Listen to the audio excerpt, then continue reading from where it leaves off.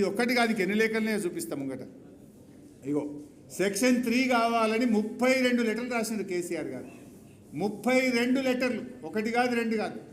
మీరు చూస్తే ఇక ప్రధానమంత్రికి రాసిన లేఖ 17వ letter from CM government of Telangana to prime minister on section 3 26/12/2018.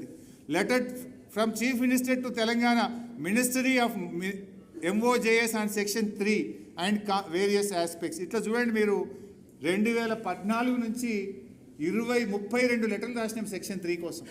32 లెటర్లు రాస్తారు, ఫస్ట్ ఎపెక్స్లో మాట్లాడతారు, సెకండ్ ఎపెక్స్లో మాట్లాడతారు, సుప్రీంకోర్టుకు వెళ్తారు, చివరికి కేంద్రం మెడలు వంచి సెక్షన్ 3 తెస్తేనే కదా ఈరోజు నువ్వు పోయి ట్రిబ్యునల్ ముందు వాదిస్తున్నావు. అసలు అది లేకపోతే మీరు కాంగ్రెస్ రాసిన మరణ శాసనం 299లో ఇవాళ ఆగమైపోదు.